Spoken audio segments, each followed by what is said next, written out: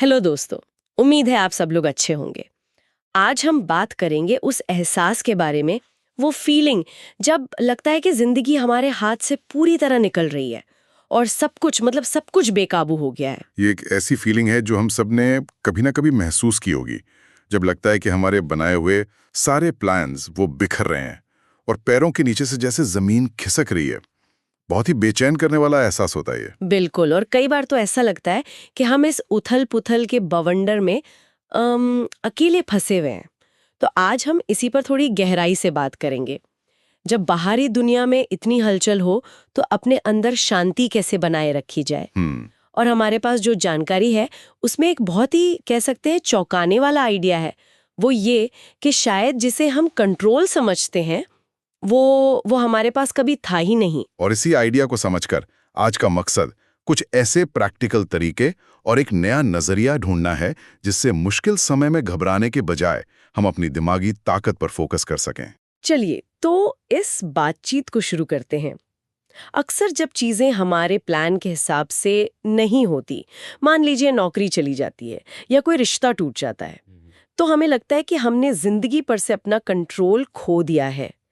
लेकिन जो बात मुझे सबसे ज्यादा चौंकाती है वो यही है कि शायद ये कंट्रोल हमारे पास कभी था ही नहीं। ये सुनने में बहुत अजीब लगता है। मतलब क्या हम सब बस एक तरह के धोखे में जी रहे थे? आपका सवाल बिल्कुल सही जगह पर है, क्योंकि ये आइडिया शुरू में हजम करना मुश्किल होता है। लेकिन इसे ऐसे देखिए, जिस नौकरी को हम अपनी मुट्ठी में समझते थे, क्या वो सच में हमारी थी? हम्म। वो तो हमेशा कंपनी के फैसलों पर, मार्केट के उतार चढ़ाव पर निर्भर थी। सही बात है।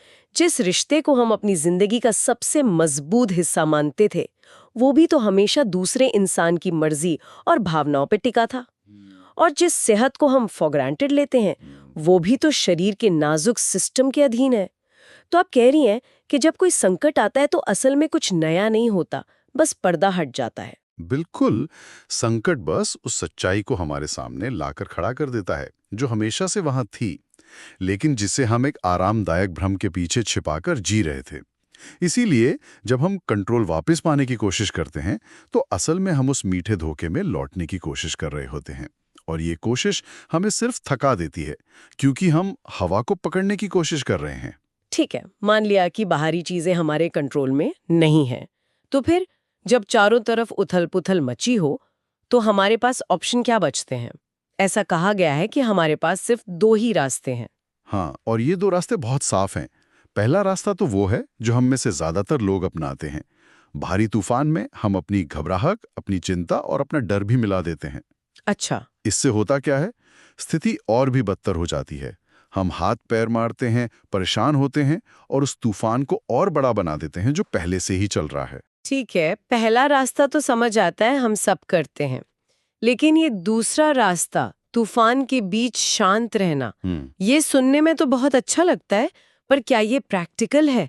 जब असल में नौकरी जाती है या कोई रिश्ता टूटता है, तब कोई शांत कैसे रह सकता है? हाँ? ये तो लगभग नामुमकिन लगता है। ये नामुमकिन इसलिए लगता है क्योंकि हम गलत सवाल पूछ रहे होते हैं। हम पूछते हैं, मैं स्थिति को कैसे ठीक करूं? हम्म। जबकि सही सवाल यह है, क्या मेरी चिंता इस स्थिति को ठीक कर देगी? हम्म। क्या मेरी घबराहट से कोई हल निकलेगा? हम्म। और इसका जवाब लगभग हमेशा नहीं होता है। हम्म। दूसरा रास्ता ये स्वीकार करने से शुरू होता है कि हम हालात नहीं बदल सकते, लेकिन हम ये चुन सकते हैं कि हम उन हालातों का सामना कैसे करेंगे। अच्छा। असली ताकत स्थिति को कंट्रोल करने में नहीं, बल्कि अपनी प्रतिक्रिया को कंट्रोल करने में है। ये विचार सुनने में शक्तिशाली है, लेकिन इसे मानना थोड़ा मुश्किल है। मतलब, अपनी प्रतिक्रिया को कंट्रोल करना, क्या ये हमेशा संभव है? कभी-कभी तो गुस्सा या दुख अपने आप ही निकल आता है। आपने बहुत जरूरी बात उठाई है। इसका मतलब भावनाओं को दबाना नहीं है। इसका मतलब है कि हम अपनी भावनाओं के मालिक बने, उनके गुलाम नहीं। और यहीं से वो सवाल आता है जो हमें खुद से पूछना चाहिए, इस मुश्किल घड़ी में असल में मेरा क्या है? मेरा क्या है? हाँ, मतलब वो कौन सी चीज है जिस पर सिर्फ और सिर्फ मेरा अधिकार है, जिसे दुनिया की कोई ताकत मुझसे छीन नहीं सकती? ये एक बहुत गहरा सवाल है। तो इसका जवाब क्या है? ऐसी क्या चीज है? इसका जवाब ही सब कुछ बदल देता है। जो चीजें असल में हमारी हैं, वो हैं हमारे निर्णय, हमारे इरादे, निर्णय, जजमेंट। हाँ, हमारा चरित्र और हमारी प्रतिक्रिया। इसे एक उदाहरण से समझते हैं। मान लीजिए आपकी नौकरी चली गई। ये एक बाहरी घटना है। अब आपका निर्णय या जजमेंट ये हो सकता है, मैं एक नाकामयाब इंसान हूं, या फिर ये भी हो सकता है, ये कुछ नया और बेहतर करने का एक मौका है। घटना एक ही है, पर आपका नजरिया सब कुछ बदल देता है। अच्छा, तो हमारा नजरिया हमारे हाथ में है। और बाकी चीजें? आपने कहा इरादे, चरित्र। आपका इरादा, मतलब इंटेंशन, ये हो सकता है कि आप ईमानदारी से नई नौकरी ढूंढेंगे। आपका चरित्र, आपका कैरेक्टर, ये तय करेगा कि आप इस मुश्किल में हिम्मत दिखाएंगे या हार मान लेंगे। और आपकी प्रतिक्रिया या रिस्पॉन्स ये होगी कि आप कड़वाहट से भर जाएंगे या इस अनुभव से कुछ सीखेंगे। हम्म। ये आपका असली साम्राज्य है, एक छोटा सा किला जिसके आप राजा हैं। बाहर तूफान आ सकता है, लेकिन इस किले के अंदर क्या होगा, ये सिर्फ आप तय करते हैं। एक मिनट, इस सब में हम एक बहुत जरूरी चीज भूल रहे हैं, डर। जब भविष्य का कुछ पता ना हो तो डर तो लगता ही है। हम इंसान हैं, रोबोट नहीं। इस पूरी फिलॉसफी में डर के लिए क्या जगह है? डर बहुत स्वाभाविक है, लेकिन यहाँ एक और नजरिया मिलता है। डर को एक समस्या की तरह मत देखिए जिसे हल करना है। डर को एक जानकारी की तरह देखिए जिसकी जांच करनी है। जानकारी, ये तो बहुत दिलचस्प है। मतलब जब डर लगे तो घबराने के बजाय रुकिए और खुद से पूछिए, मैं असल में किस चीज से डर रहा हूं। तो ये एक तरह से हमारे दिमाग का फायर अलार्म है। ये बज रहा है, लेकिन हमें जाके देखना होगा कि सच में आग लगी है या बस किसी ने टोस्ट जला दिया है। हाँ हाँ। ज्यादातर ये सिर्फ जला हुआ टोस्ट होता है, यानी भविष्य की कोई छोटी मोटी चिंता जिसे हमने बहुत बड़ा बना लिया है। और जब हम ये सवाल पूछते हैं तो अक्सर क्या पता चलता है? अक्सर ये पता चलता है कि हमारा डर आज से नहीं, बल्कि आने वाले कल से है। अच्छा। हम सिर्फ आज की चुनौती से नहीं निपट रहे होते, बल्कि हम कल की तबाही, अगले हफ्ते की मुसीबत और अगले महीने के पतन से एक साथ लड़ रहे होते हैं। और ये सब अभी तक हुआ ही नहीं है। ये सब सिर्फ हमारे दिमाग में है। सही बात है। अगर हम अपना पूरा ध्यान सिर्फ आज के इस पल पर ले आए, तो हम पाएंगे कि ये पल अक्सर संभाला जा सकता है।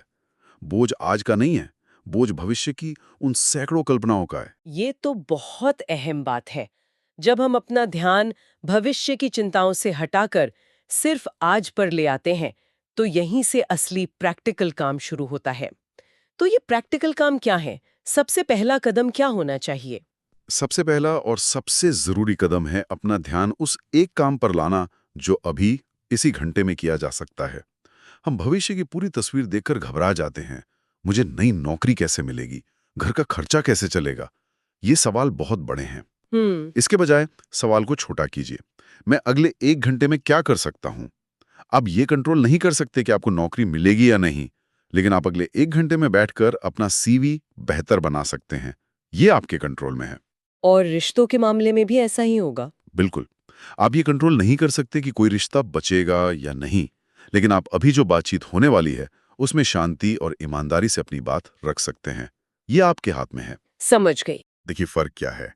एक रास्ता आपको लाचार बनाता है क्योंकि आप परिणाम को कंट्रोल करने की कोशिश कर रहे हैं। दूसरा रास्ता आपको ताकत देता है क्योंकि आप सिर्फ उस काम पर ध्यान दे रहे हैं जो अभी आपके सामने है, और इसी से शांति मिलती है। और ये भी बताया गया है कि मुश्किल समय में लोग अक्सर उन छोटी चीजों को छोड़ देते हैं जो असल में उनकी कंट्रोल में होती हैं। ये मुझे बहुत रिलेटेबल लगा। ये एक बहुत आम गलती है और हम सब करते हैं। जब तनाव होता है तो सबसे पहले लोग क्या छोड़ते हैं? अपनी आदतें। हाँ, ठीक से सोना, समय पर खाना या थोड़ी देर टहलना। वे अपने दोस्तों से बात करना बंद कर देते हैं क्योंकि उन्हें लगता है कि वे किसी को परेशान नहीं करना चाहते। असल में उन्होंने उन छोटे छोटे किलों को खुद ही छोड़ दिया है जिन पर उनका पूरा कंट्रोल था। और फिर वे हैरान होते हैं कि वे और ज्यादा बेकाबू क्यों महसूस कर रहे हैं। अपनी दिनचर्या और आदतों को बनाए रखना, खासकर जब बाहर अराजकता हो, लंगर डालने जैसा है। ये आपको स्थिरता देता है। इस सब को अमल में लाने के लिए एक बहुत ही ठोस एक्सरसाइज का भी जिक्र है जो कोई भी कभी भी कर सकता है।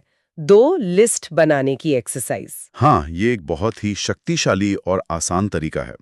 जिस भी स्थिति से आप परेशान हैं, एक कागज लें और 2 कॉलम बनाएं। चलिए, इस 2 लिस्ट वाली बात को अभी करके देखते हैं। मान लीजिए कोई श्रोता इस बात से परेशान है कि उसका बिजनेस ठीक नहीं चल रहा। तो पहली लिस्ट में जो उनके कंट्रोल से बाहर है, क्या-क्या आएगा? बहुत अच्छा उदाहरण है। पहली लिस्ट में आएगा अर्थव्यवस्था की हालत, मार्केट में कंपटीशन, कस्टमर्स का खरीदने का मूड, सरकार की नीतियां। ये सारी चीजें उनके कंट्रोल से बाहर हैं। ठीक है। और दूसरी लिस्ट में जो उनके कंट्रोल में है? दूसरी लिस्ट में आएगा मैं अपने प्रोडक्ट की क्वालिटी कैसे सुधार सकता हूँ, मैं आज कितने नए क्लाइंट्स को कॉल कर सकता हूँ, मैं अपने खर्चों को कैसे कम कर सकता हूँ, मैं अपने मौजूदा ग्राहकों को बेहतर सर्विस कैसे दे सकता हूँ, मेरा अपने काम के प्रति रवैया कैसा है, क्या मैं सकारात्मक हूँ। समझ गई। तो सारी की सारी ताकत और शांति उस दूसरी लिस्ट में छिपी है। बिल्कुल। पहली लिस्ट की चीजों की चिंता करना समुद्र को बाल्टी से खाली करने की कोशिश करने जैसा है। हाँ, सही है। ये सिर्फ आपको थकाएगा, समुद्र पर कोई असर नहीं होगा। अपनी सारी एनर्जी, अपना सारा ध्यान उस दूसरी लिस्ट पर लगा दीजिए और आप देखेंगे कि बेबसी का एहसास धीरे धीरे ताकत के एहसास में बदलने लगेगा। तो आज की इस बातचीत का सार ये हुआ कि शांति का मतलब ये नहीं है कि आपकी जिंदगी में कोई प्रॉब्लम ही ना हो। ऐसा दिन शायद कभी नहीं आएगा। कभी नहीं आएगा। शांति प्रॉब्लम की गैर मौजूदगी नहीं है। शांति प्रॉब्लम के बावजूद अपने दिमागी सुकून को बनाए रखने का एक अनुशासित फैसला है। ये कोई ऐसी चीज नहीं है जिसके लिए हम सही हालात का इंतजार करें। ये एक ऐसी चीज है जिसे हम मुश्किल हालातों के बीच में चुनते हैं और प्रैक्टिस करते हैं। तो असली सवाल ये नहीं है कि हम उस कंट्रोल को कैसे वापस पाएं जो हमारे पास कभी था ही नहीं। बिल्कुल। असली सवाल ये है कि हम इस सच्चाई के साथ सुकून से कैसे जिएं कि हमें जिस एकमात्र कंट्रोल की जरूरत है वो है खुद पर कंट्रोल। तो हम श्रोताओं के लिए अंतिम विचार छोड़ते हैं कि वे खुद से पूछें, इस उथल-पुथल में मेरे करने लायक क्या है? इस अनिश्चितता में मैं इज्जत के साथ क्या संभाल सकता हूँ? इस तूफान में मैं कैसा इंसान बनना चुन सकता हूँ? इन सवालों का जवाब देना और उन पर अमल करना ही सच्ची शांति का रास्ता है।